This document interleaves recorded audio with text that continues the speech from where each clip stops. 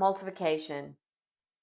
Why is it such a struggle? Why do so many students today struggle to learn and memorize and retain their multiplication facts? Well, that's what I want to talk about today because I know many of you parents are struggling. You want to help your child, but you're not really sure how to do that. So, I want to talk to you about the 5 reasons why your child might be struggling to memorize their multiplication facts. And the first one actually goes way back to the beginning of their schooling. To master multiplication, a child must have a strong number sense. If they have a weak number sense, then they're going to struggle in math, particularly in multiplication. So, what do I mean by that? Basically, when your child sees the number 54 or the number 275, do they have a conceptual understanding of what that number means? Do they visualize 275 things? Do they see it as 200s, 7 10s, and 5 1s? Or do they just look at that number? They can read the number, but they don't really understand it. So, in order to understand multiplication, students, first of all, have to have a strong number sense. They also have to have a strong sense of place value. Basically, we have the digits 0 through 9, but when those digits are moved to a different place, they have a different value. If they don't understand that, they're going to struggle with math and therefore they're going to struggle with their multiplication facts. Those two things should have been, uh, that understanding should have been nailed down, and that foundation should have been strongly laid in kindergarten and first grade. If it wasn't, we need to go back to that problem and develop that number sense and that understanding of place value. The second issue with students memorizing their multiplication facts is they do not have a strong foundation in addition. Students need to be given the time to master addition, to master their addition facts before we move on to multiplication. And oftentimes they're not allowed to do that, particularly today because of all of the pressure of testing and things like that in school. So oftentimes multiplication is introduced, they switch to multiplication before they have mastered and become comfortable with addition. And this is a really big problem because multiplication is repeated addition. So that if they cannot very quickly go 10 plus 2 is 12, they're going to struggle to do the repeated addition necessary for the 2 fact family. So they need to have a strong foundation in addition before they move on to multiplication.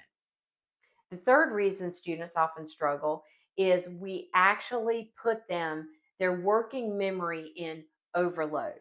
And this is a very common problem, especially if the other two problems are true.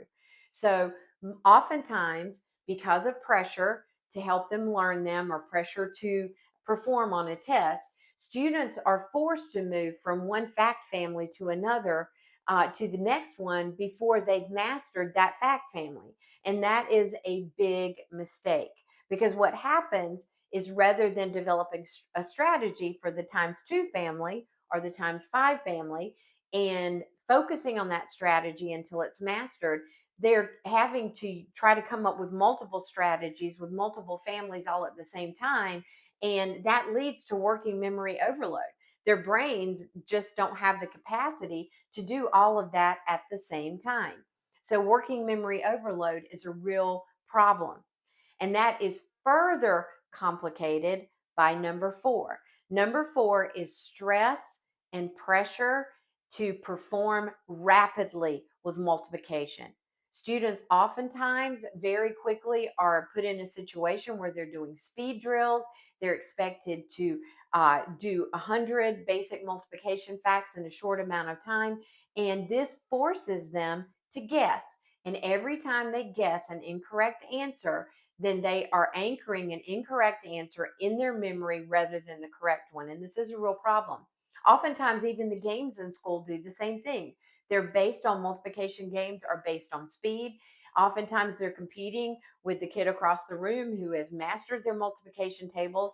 And in order to try to win, to not embarrass themselves, they guess an incorrect answer. And guessing an incorrect answer always is going to hinder them with learning the correct answer and remembering it.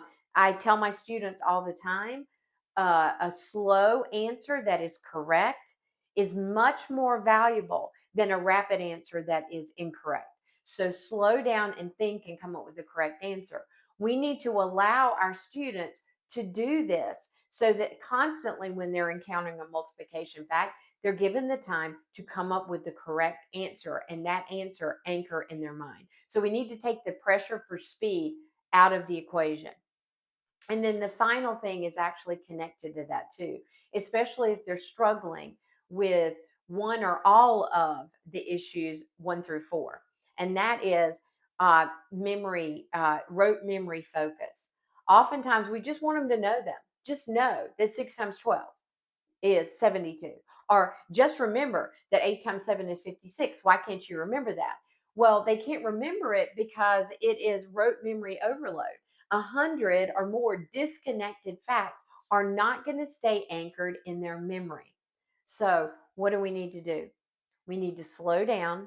We need to use multiple tools in order to teach them the multiplication facts. We need to give them the time to become confident in each fact family before we move to the next one.